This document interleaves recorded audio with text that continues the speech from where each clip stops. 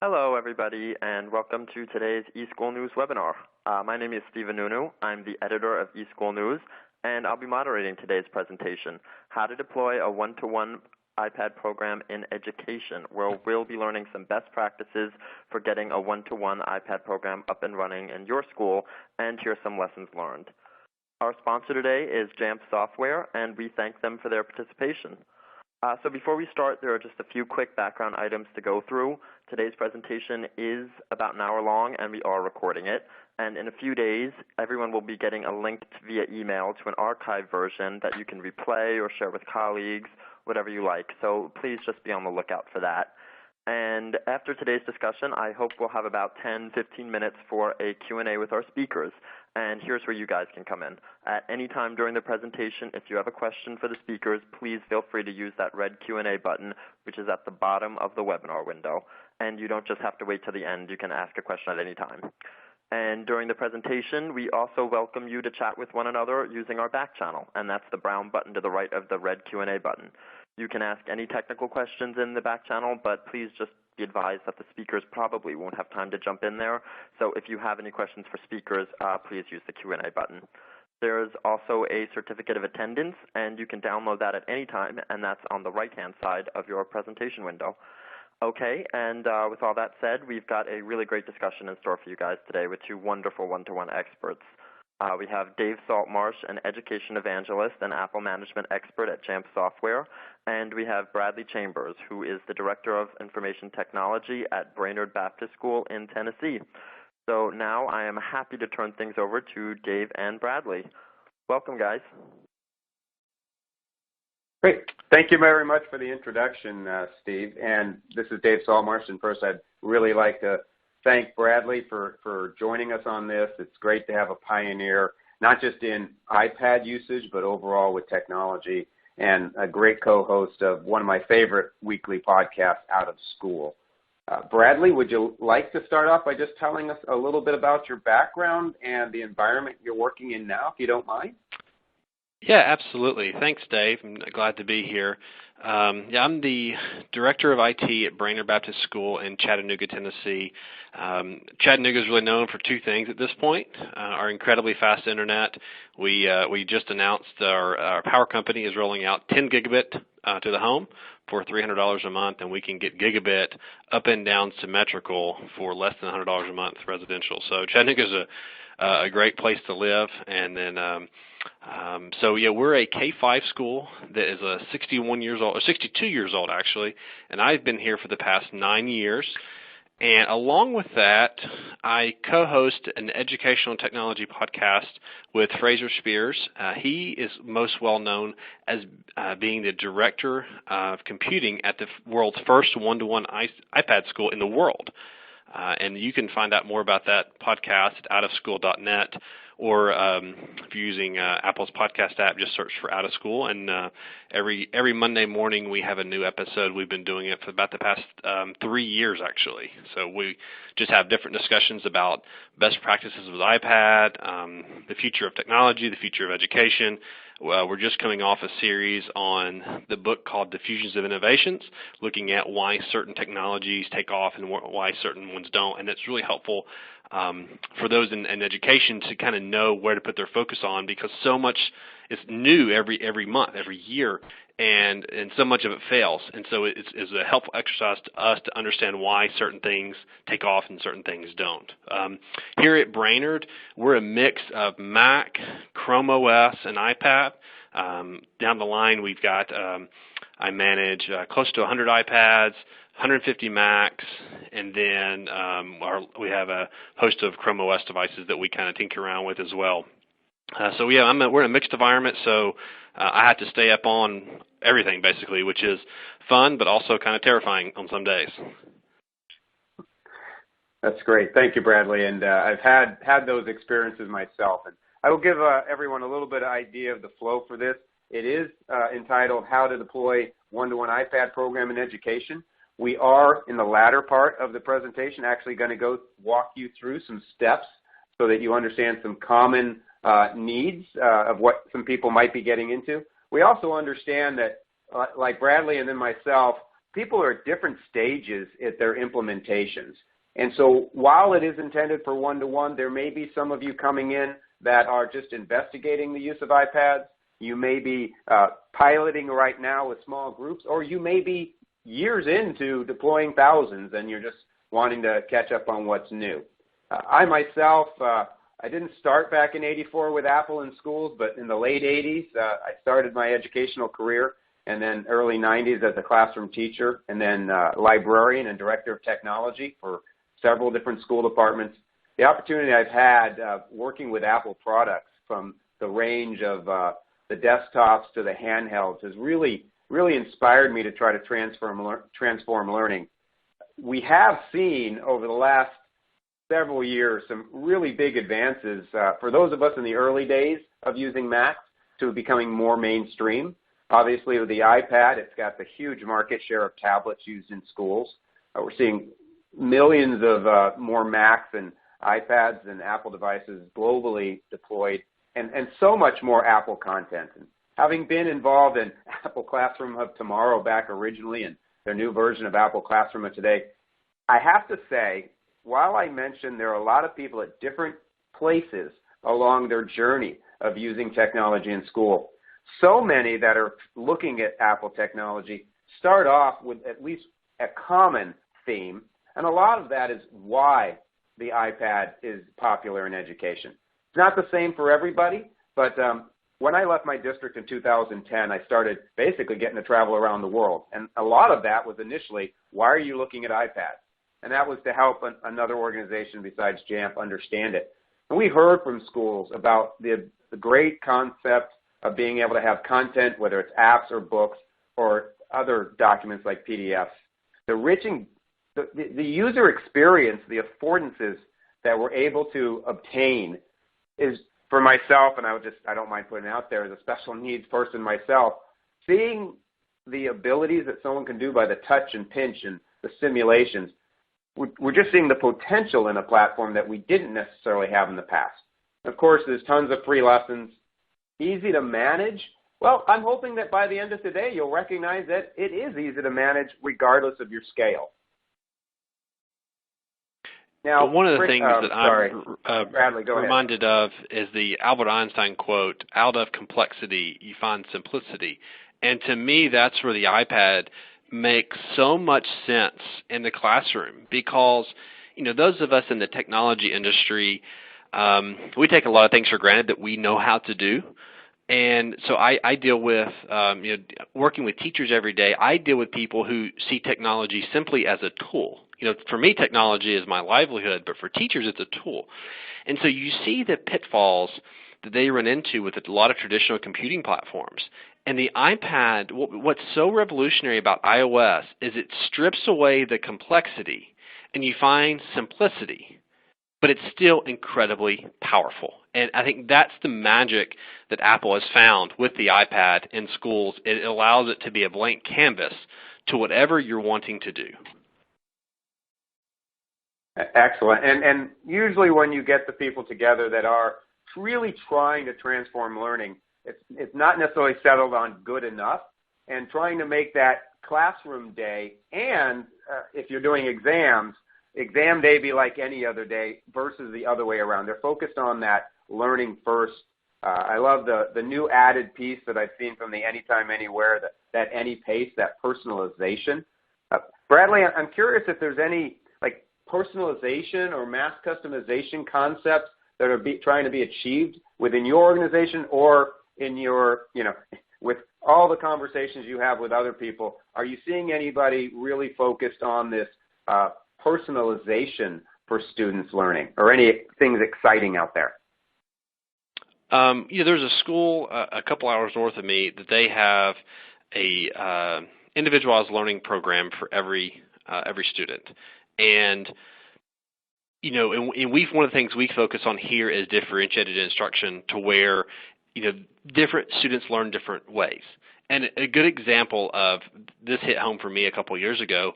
I don't like to read, and I just don't. It's not. I don't enjoy it.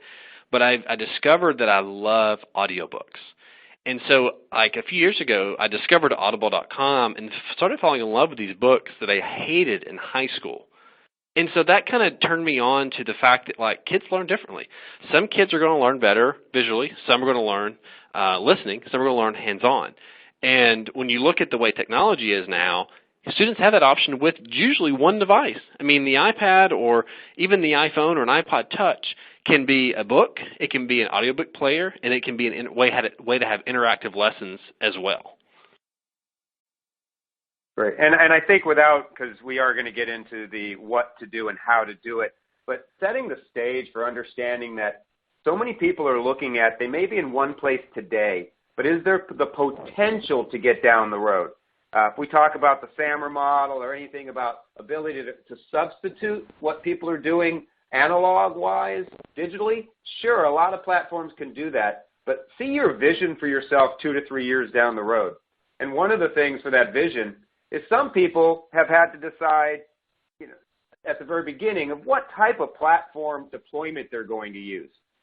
In my case, when I opened up BYOD back in 2008, I think we changed our policies in my school department for BYOD. It wasn't the end. It was a means to the end. We wanted to supplement our current shared use model with some personal ownership, and then we moved in transition to the one-to-one. So you've got those common deployments. We're going to dive into primarily the one-to-one. I'd love to hear your transition, Bradley. I know you're looking. I've certainly been around, and Fraser started a one-to-one with his iPads in his school, and I know a lot of us were doing one-to-one with desktop laptops. But what has your transition been? Did you go with a pilot of different things, and do you have some principal or teacher choice, or what are you looking at for your deployment option? Well, I think that the thing that all schools have to start out with when they're looking at technology is you must start out with vision and leadership before you ever even get online to look at devices or see what's available, look at software, look at apps. If this doesn't start at the top, it's going to be hard to make it happen because these things are difficult. And they're messy, and you're going to fail along the way, and that's okay. And by having a strong vision and strong leadership at the top of your school that believes in this goal, you're to me that's like the foundation is vision and leadership. And then really the next thing is you got to look at where your school's at. So if your school has like zero technology today, or you're still using say netbooks, looking at where you want to go, what are the steps there that you must go to? Because every school is different, and every school starts at a different place. You all obviously want to end up with a well-integrated platform and software that's taken advantage of in the classroom, but you've got to understand where you're starting from. And so again, we've not even gone on Apple's website to look at iPads yet. We are just trying to take inventory of where we're at, and I think that is the foundational place for every school, but I would say most schools don't do, is it's got to start with the vision. It's just like if you're going to build a new gym or you're trying to raise money to do, we built a new playground a few years ago. We didn't start out looking at catalogs. We set the vision for what we want to do.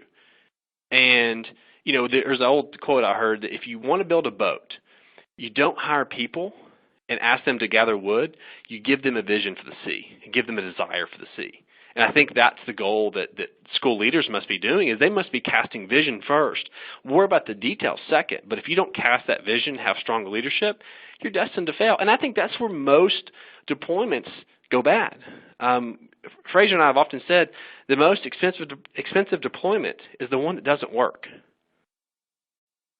That's great. And in fact, for some of you probably would like, when we get into the how to maybe do some deployment, I think that's what we've tried to set the stage for here. So many that are doing, using Apple products particularly, started with this vision. They went through and had an idea of what they wanted to accomplish. They ended up choosing. Now, when they choose the deployment, sometimes they choose an option that's hopefully to be a pilot, and you want that to be successful.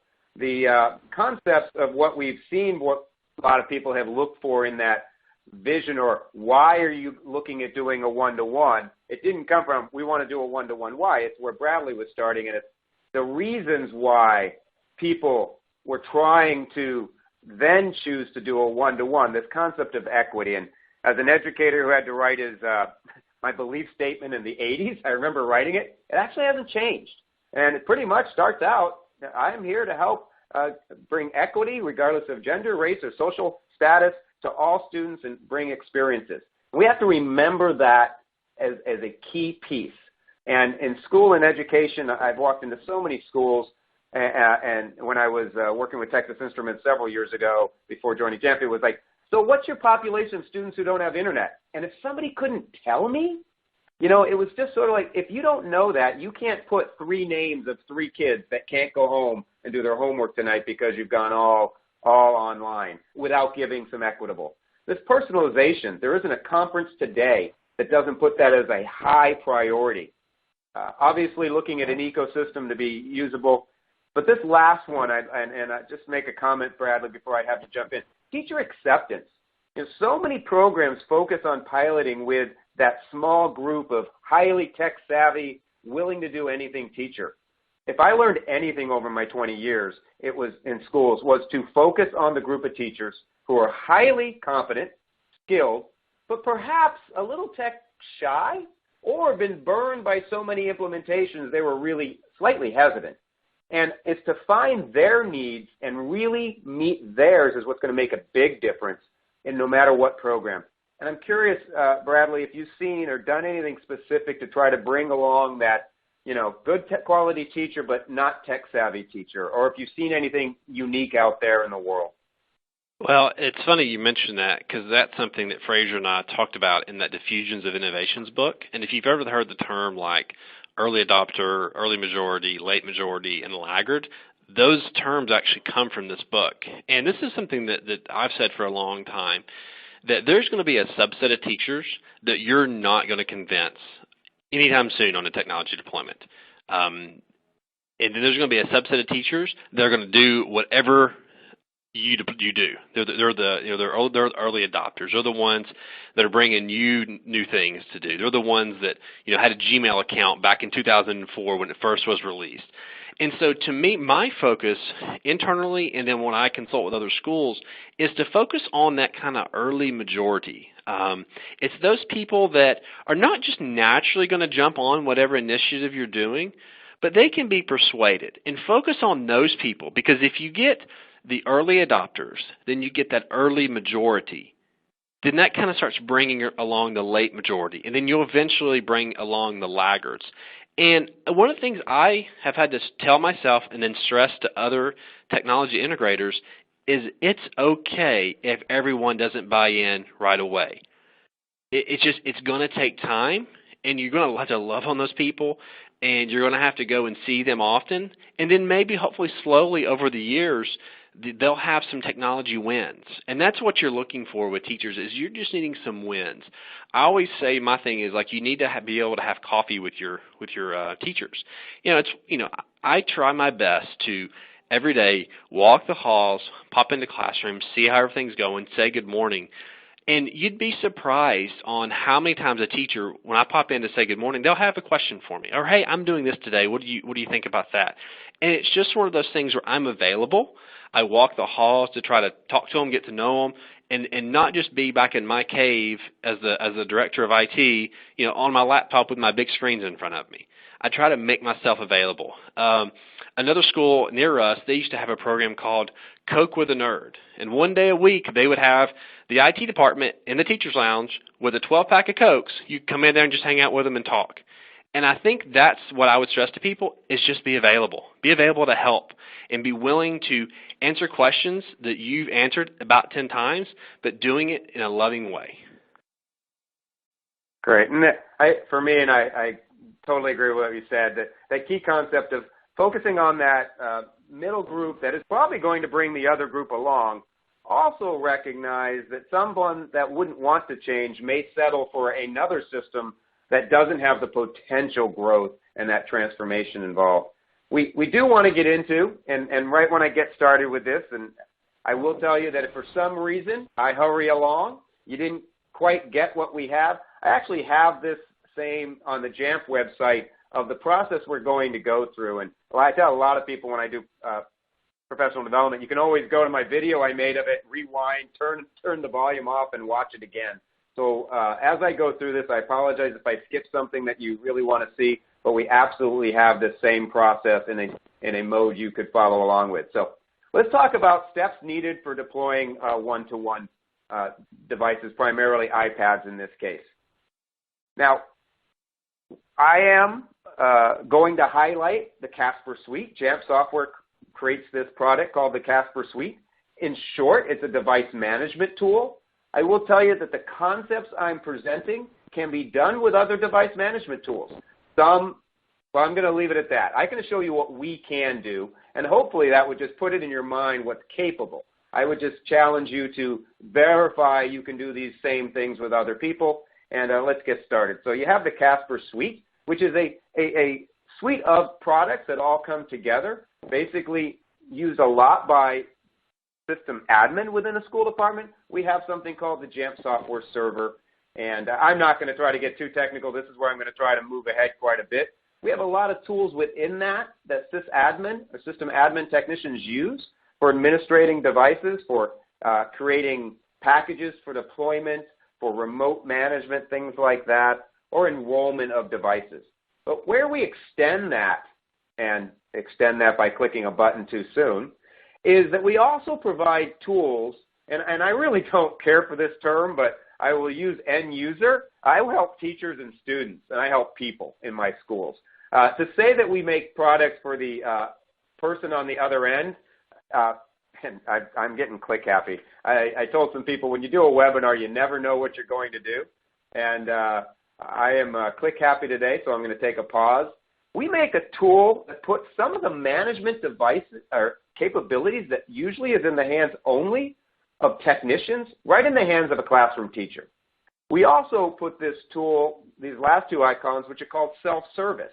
And it's really about giving capabilities to the end user, that student, that teacher. And I've seen the change in staff when I gave full admin rights, which I originally gave full admin rights to students, teachers with computers when I first started. I had to go away from it. When I gave it back again, teachers were so thrilled. But self-service really gives you the ability to deploy things out to staff and students as they need it. Man, it's interesting. I'm watching the screen you're seeing, and I've realized I just put some of you through a tizzy or a day, so I apologize. The next piece that I'd like to talk about, just so you know in general, you're going to have a web interface to access some kind of server that manages this. With JAMF, you have the ability to have one hosted internally at your site or in the cloud. We also know that a lot of implementations, this happens quite a bit in schools that are implementing iPads, their IT department's very Windows-centric or something else. So they can host our particular server on a Windows or a Linux or a Mac device, and they don't have to necessarily be Mac-centric people to be able to get stuff up and running for the iPad. Bradley, what's your background or the people that you have managing your MDM? And I know that you have the Casper Suite, so what's their background, the people that you have using yours? Well, I'm a one-man IT shop, and so it's funny because I actually am just coming back from paternity leave. I've got nearly a 3-week-old little girl, and when I came to Brainerd in 2009, I had this vision of the future that it would be about security would be at the app level, and so I started redesigning our network around the cloud. And so we have a completely hosted network in terms of our email, our wireless management systems in the cloud, and our Casper Suite is also on JAMF Cloud. And to me, it's one of those things as a small one-man IT department, I would rather just pay a little extra for the JAMF Cloud and not have to fool with it. And if you have an IT department that's a little bigger, sure, bring it in-house. You can save a little bit of money that way. But I think for a lot of the schools that maybe they don't have a dedicated IT staff, or maybe it's a teacher that's doing it part-time, JAMF Cloud is a great option. And one of the reasons that we went with Casper originally is because it's Apple focused. And Apple has continually innovated on, especially the iOS side, year after year on what management systems can do with the iPad. And JAMF has continually kept their platform up to date and up to date quickly. There are some new great iOS 9 features that management systems can do that we can talk about later. JAMF already supports that and supported it quickly. And that's one of the things, we talked about, there are other management systems out there. That's things you're wanting to think about. How quickly can they stay up with Apple? Or how quickly can they innovate this? Or how quickly can it do that? And that's one of the things that drove us to Casper. And they love Apple. Their business is Apple products.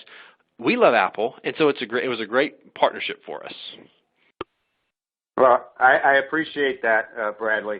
The concept of absolutely being Apple-centric, I believe, is that piece where you mentioned we're going to talk about this preparation. Really, we targeted it at one-to-one because up until weeks ago, the solution for shared use, there were challenges that some of us that were doing it for years needed. I will tell you that we're going to go through these 5 steps, and many of them we'll try to supplement in what does it mean for shared use now that iOS 9 has come out with this volume purchase program device-based. And I will cover that. And, yes, we do support it within JAMF now if you have that product. So we're going to take a look at these 5 concepts. And regardless of what you're doing, one-to-one or not, you really need to get involved in the Apple development program. There are a lot of capabilities, and certainly I have other resources if you really want to know a ton about it. But in general, you've got your device enrollment program to get your devices, which now you can have this out-of-the-box experience. And I love to say that out-of-the-box experience. I love to say you can literally have it shrink-wrapped. The reality is in my schools, we always still had to put a barcode on it, unless you prepay to have that done or asset tag. But the volume purchase program where you now can retain ownership. This is that key piece that takes me back to the early 2000s or 90s where I could own the software for years versus one student's iteration of that. Certainly Apple IDs are useful in schools beyond app deployment, and there are some advances in that, and that's good. Mostly this first part, and I'm going to point you to the Apple deployment.apple.com site for really getting into these, or to JAMF Software. But overall, you do need to do some basic things on this Apple program site. When you create an account, this is the lessons learned that, and try to move through this rather quickly. Lessons learned, you don't want to have one person use their own ID when you create this. You want to think it through. You want to have an account that you can tie to an email, perhaps it's shared or can be passed on by other people. But what you're going to do is create some information on the Apple side that you're going to be able to connect your device management into the Casper Suite or JAMF software once you've created these accounts. There are some interesting things you have to know. You're going to have to get a customer number from your Apple rep. If you've never been into finances, and this is a one-time thing, there's this Dun and Bradbury Street number, which I found out really is just sort of like so that you can get payments and you can get authorization quicker. But there's a couple things you have to have before you can get started. And I mentioned that shared email concept is really important. But once you get into the system, you're able to then put in what your management system is. And I'm going to come back to that. But basically, you've got to get signed up for those accounts, the VPP and DEP originally, and the iTunes. There's also the need to have an iTunes ID strategy. I mentioned about for having the district-based account, but even your students. And I know we have some issues with under 13, and I know Apple's done some improvements, and they're continuing to look at making that better. There are now ways we're not going to have to use these. However, there are some advantages to an Apple ID. Not much different than a student having, if you use Google Apps or other things, whether you're using iCloud for backup, which is still vitally important. You might be using iTunes U. So it's still important for you to consider an Apple ID strategy.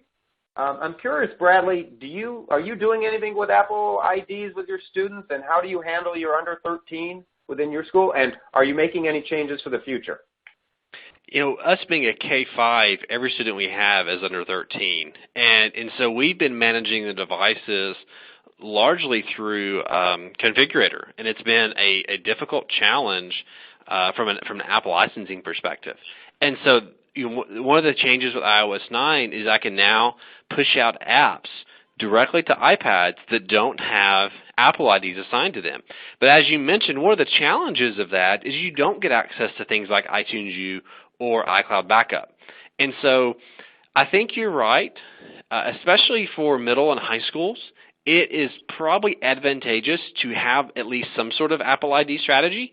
But the great thing is, regardless of what options you choose, Apple has deployment methods for you either way.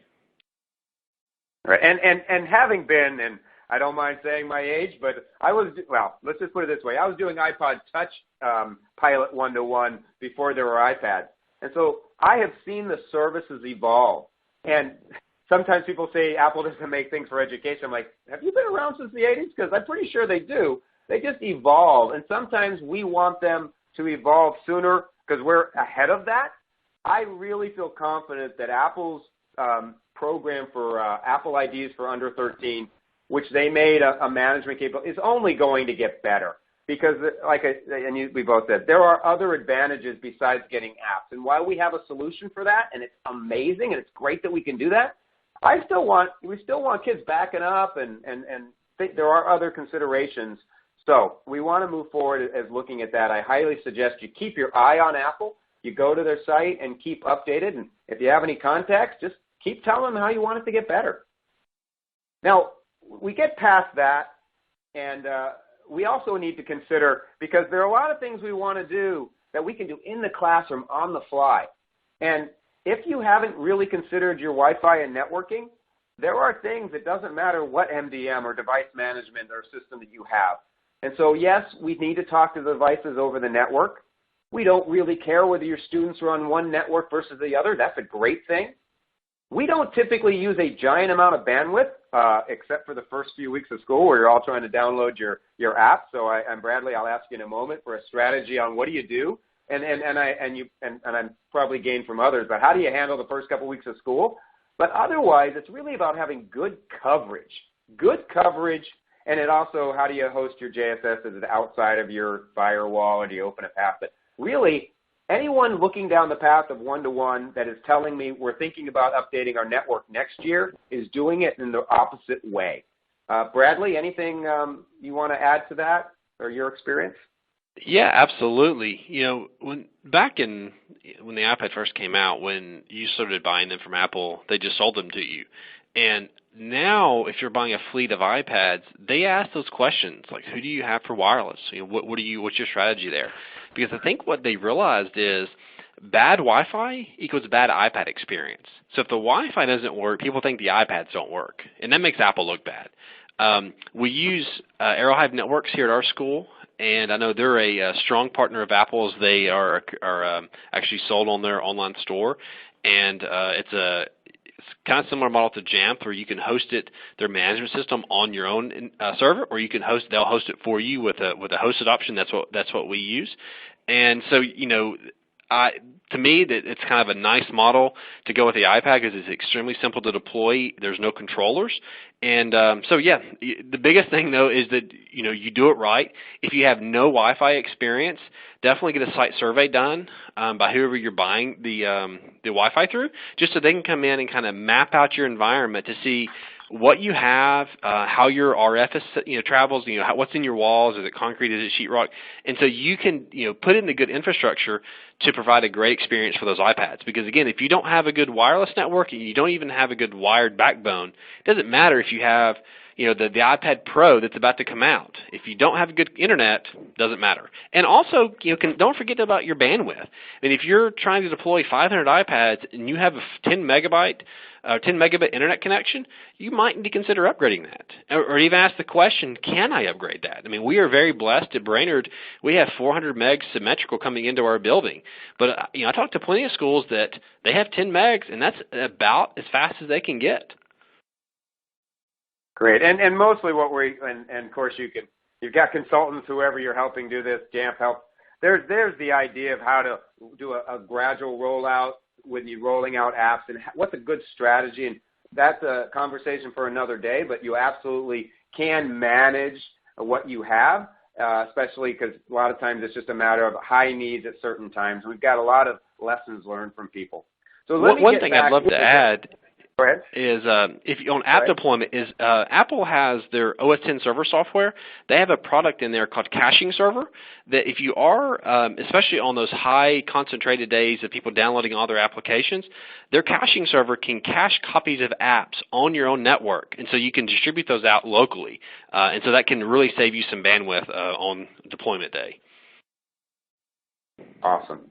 So you've gone into Apple. You've gotten some information for. We're going to link the Casper Suite in your deployment portal and go through some of the things you're going to need to be able to do. So one of the things you get from Apple is you download from their site. You download a token, basically, and so where you can add in your mobile device management system. Pretty straightforward because you get your server information and you go through and do that.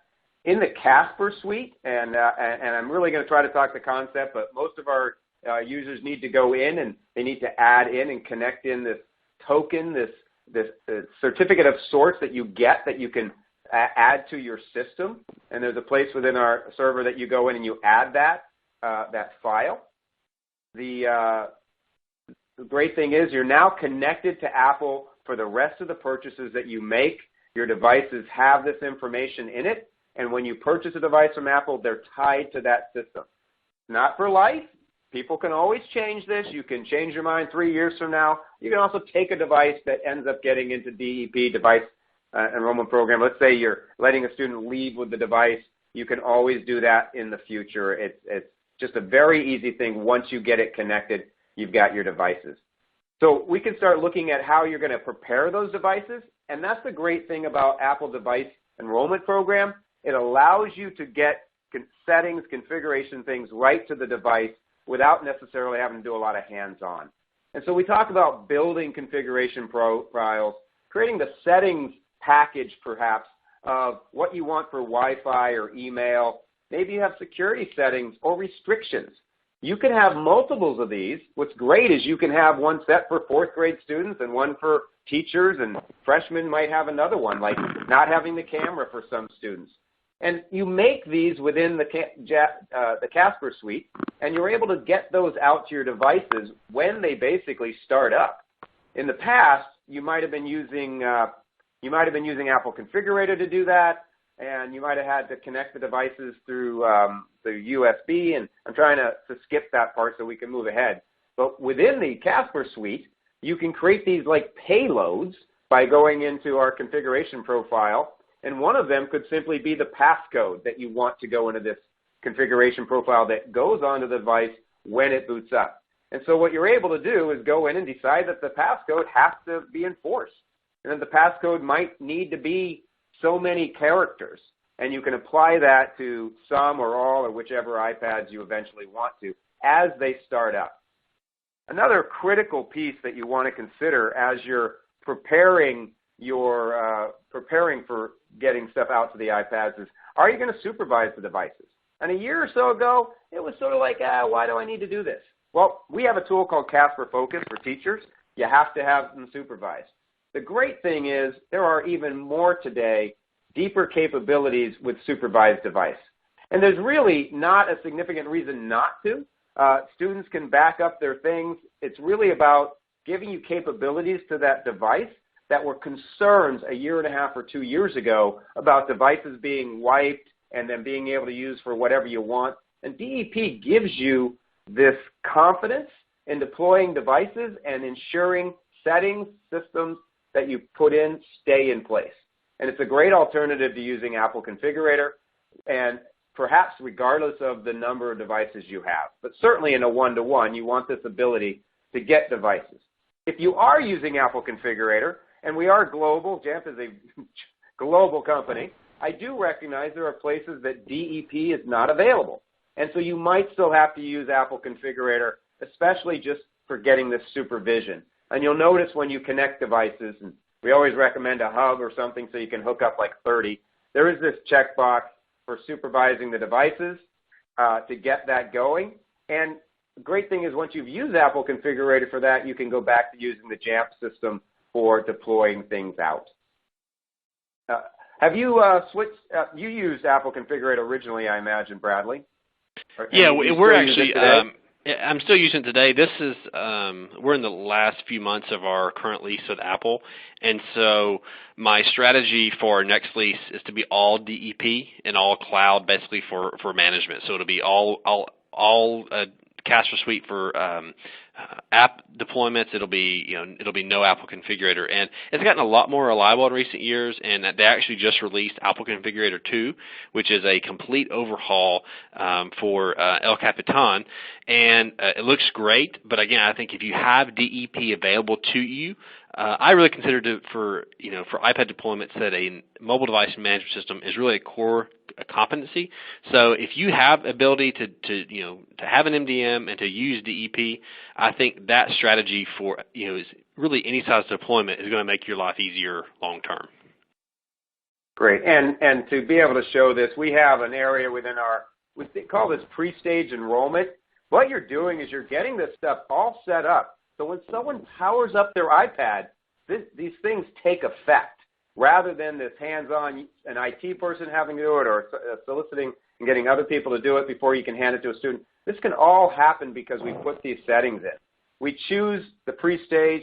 We choose we wanted the devices supervised.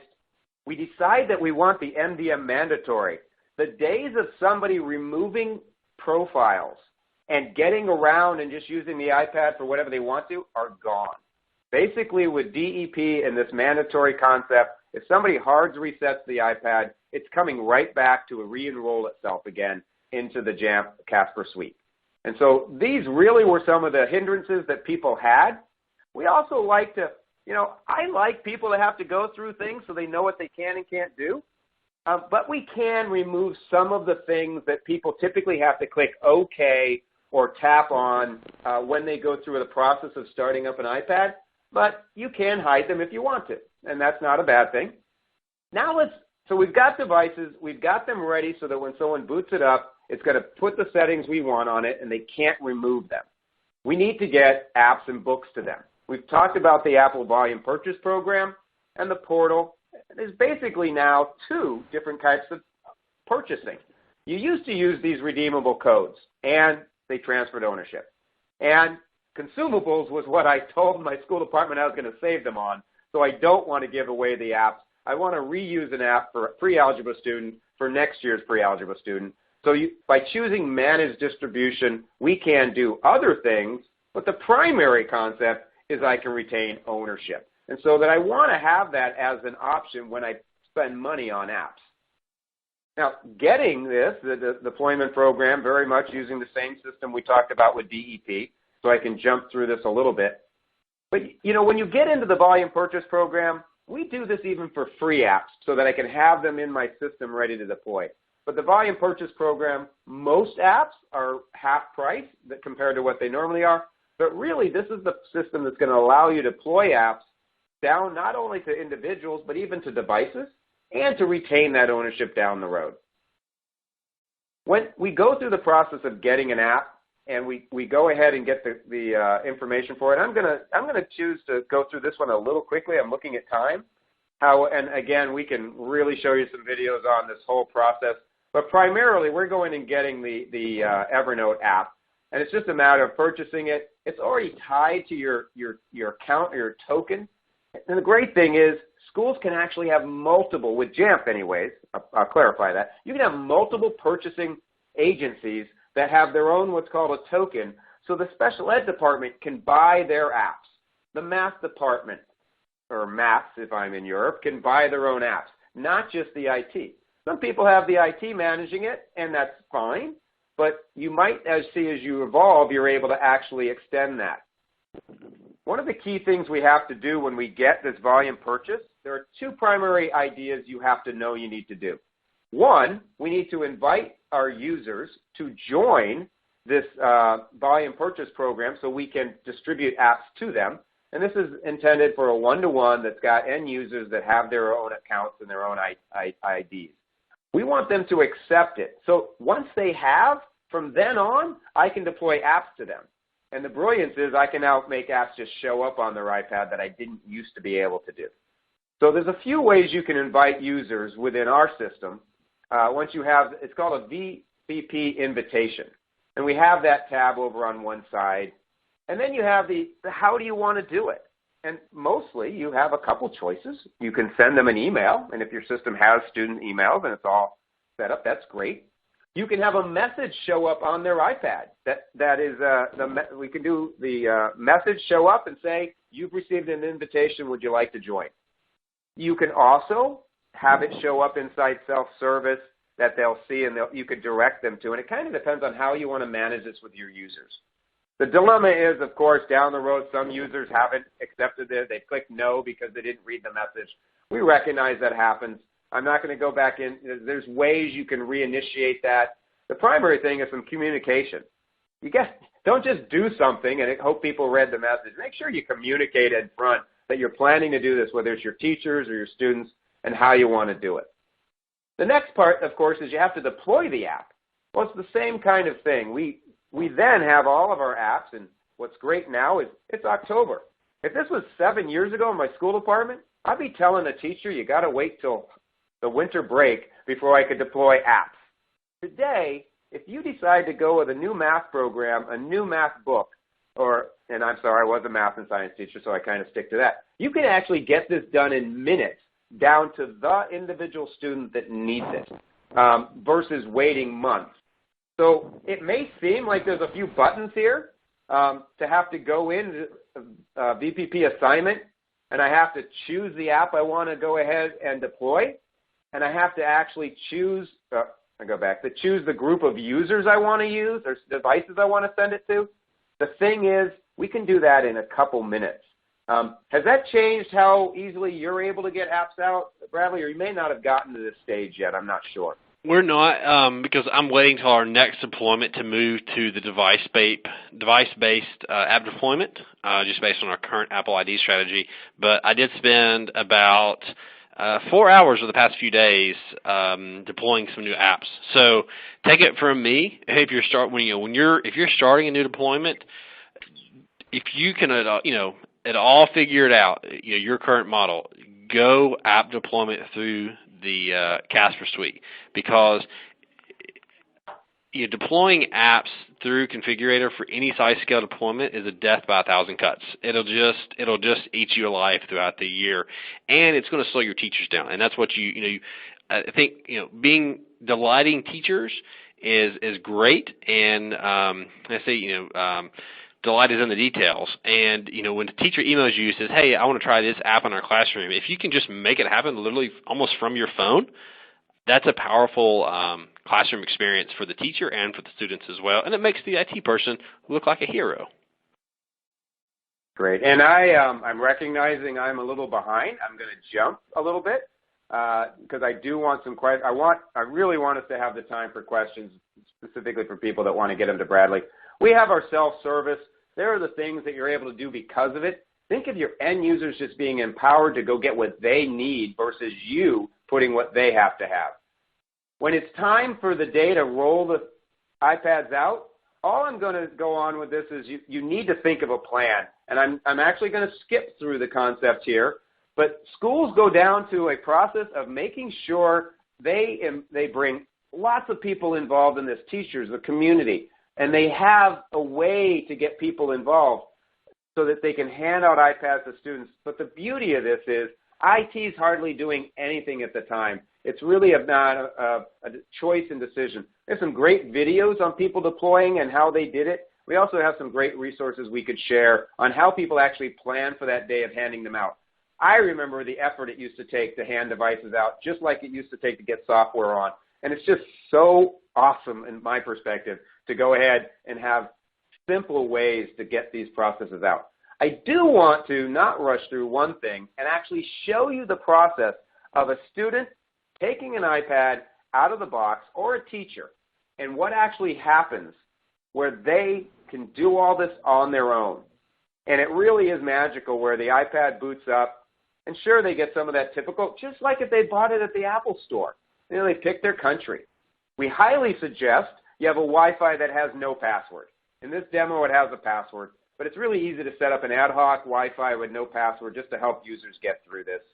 And there are some of these steps that I could have actually skipped, but again, I like to have the user do it. We do have the user using their ID in this case, but this actually also could be skipped, that they don't do anything and it just goes right into it. Now, a one-to-one, we're going to really highly recommend the users have IDs. For a shared use model, and that's what we didn't get into today, you could have actually had this happen in the classroom where the teacher was doing it, and it just skips this part, and the device is still enrolled, and it still gets all those settings. We could bypass some of the agree and things like that in some of these areas, but I want you to see this is actually not a time, this is just going through this process. If you were an end user, a student, a parent, a teacher, sorry, an administrative person, and getting your device handed to you. And basically, once we get through this, just like they had gotten their iPad, within a few seconds, self-service populates, and this is where there was a message for them to accept the invitation. It asked them again to use their iTunes because we were using that. But now, self-service installs, and all the settings that you had put on, like the Wi-Fi, the new Wi-Fi, or anything else, is just on that iPad. And if you had selected for software to download, that software starts downloading also. But basically, it makes this process just like, and I love the fact, some people don't, Apple makes consumer devices. It's great. We can do amazing things. We give that same experience that a regular consumer would use, but we have great advantage in education. And because I've gone through this, I do want to tell you there's, of course, a manual way that you could go through this process. It doesn't have to be automatic because you can do it just through a web URL. And now that we've got these devices in the hands of people and we've got them using self-service, that's how you can manage and keep the devices up to date. I'd be remiss because it's one of my favorite things. It's Casper Focus for teachers. It's letting them manage the devices. For me, it's about teachers changing their practice, giving up control and letting kids work with devices like they should, but when they need to, retain, get their attention back, or conduct exams. And I absolutely rush through that concept because I want to get to Bradley being able to take questions. We have this portal called JAMF Nation. There's something you weren't quite sure if I asked. You go ask the 20,000 users we have on here what they think and how to do this process. They're their best resource for anybody interested in deploying. What did people go through? What I just went through really quickly with Bradley is actually in a video and a downloadable PDF that go through those whole steps. So I know I rushed a little bit there, but I want to get to your questions, and I do know that I've got the resources for you to follow up on. Bradley, that was me without taking a breath. Would you like to say anything before we open up to questions? Because we have about 8 more minutes for questions, but absolutely, if you feel like I didn't cover something that you wanted to get out, I'd love for you to do that before we take questions. No, that kind of covered it all. And if there happens to be any questions that we don't get to today or you think of later, I'm on Twitter. My handle is @BradleyChambers. So shoot me a tweet, and I'd be glad to help you out in any way I can if you think of something later. Great. Well, thank you so much both for such a wonderful, jam-packed, informative presentation. We have had a couple questions come in, Brad, about how do you measure success in a program like this. So can you quickly take us through how your school would measure success on a one-to-one program? Well, I think you must first go back to what were your goals. And, I mean, are your goals to prepare students for middle school? And the middle schools you feed into if you're elementary school like us. If your goals are to increase your acceptance rates or increase your standardized testing scores, I mean that's what you ultimately have to start with is what are your goals, because you don't know how to measure success unless you have goals on the front end, and that's why as a part of the deployment process you must set those. And we set those. When we do strategic planning for our entire school, is we set goals, and we go back at the end of that into that few years. We say, how do we meet those goals? And for every school, it's going to be different. That is something that you ultimately struggle with in 2015 is reforming assessment to understand what makes a program tick and what makes it work. But again, it's hard to say without knowing an individual school situation. But to sum it up, just revisit your goals and see if you've accomplished those.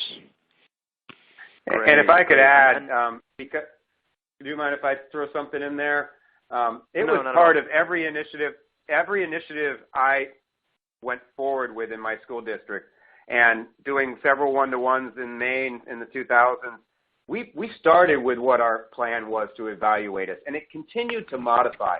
A lot of what it comes back down today is, looking at models like SAMR or LOTI, Levels of Technology Implementation, which has changed, and saying, can we help change teacher practice instruction from basic substitution that includes students to have use of higher order thinking?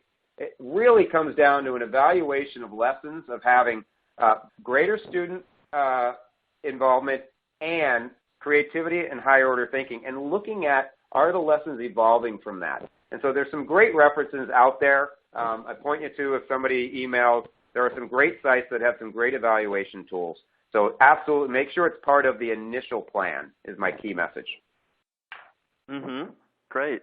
And Brad, we had a bunch of questions also about if you had some quick logistics tips for how do you deal with changing populations, early release days, different schedules for students, bells, things like that. How have you been managing that in terms of the devices?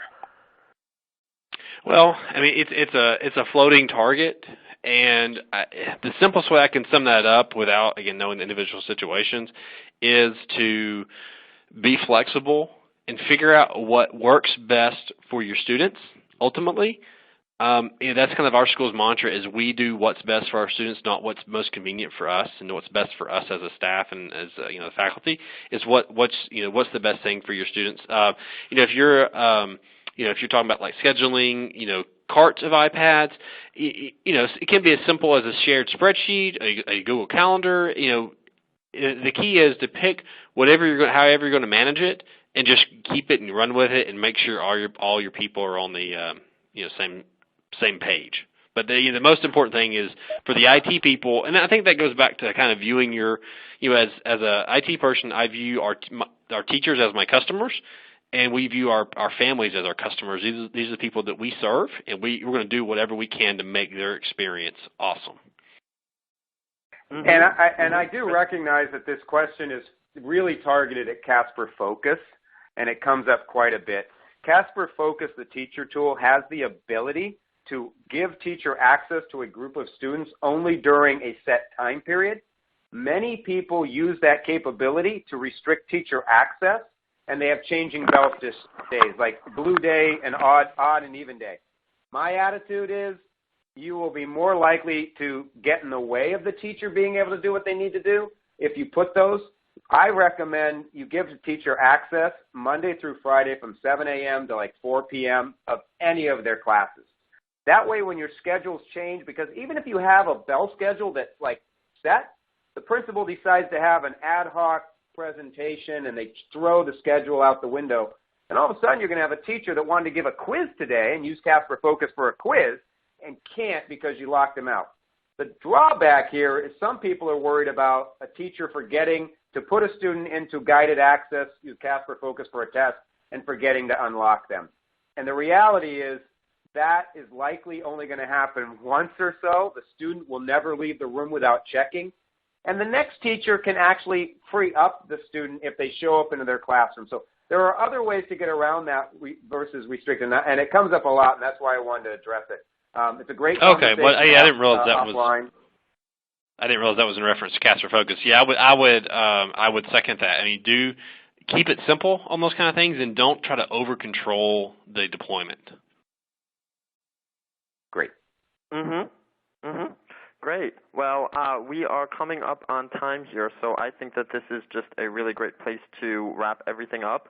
A big thank you to JAMF Software for sponsoring this event today, and as a reminder, registered attendees will be receiving a link with the recorded version of this webinar for your convenience, so look for that soon. And on behalf of eSchool News, big thank you to Dave Saltmarsh and Bradley Chambers, and of course for everyone for their time today, and we really do hope to see you all at a future event. This concludes today's presentation.